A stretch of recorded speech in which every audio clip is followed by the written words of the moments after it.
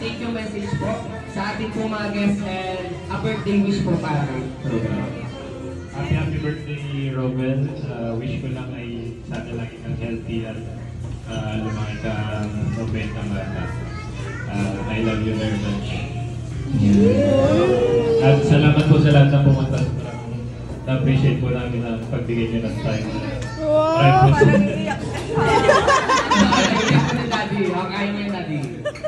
Yun lang po. Salamat po at ingat po kayo pag-uwi. Nakot na si Mami. Thank you message po sa ating guest and birthday message po kayo. Thank you so much po sa pagdalo po sa birthday po ng aming anak. Robin, are you happy? Are you happy? Yes!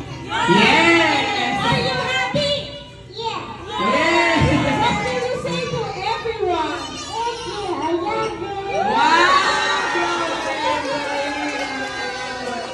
Sana po lumaki kang mas mabait, healthy, at mabuting tao po ang aming anak. Sana nandyan pa rin po kayo palagi para sa aming family at we truly appreciate po ang inyong pagmamahal sa amin. We love you all. Thank you po! And so Ate Robel, ready sa ating candle blowing? Okay. In the count of 3, 2, 1, blow the candle!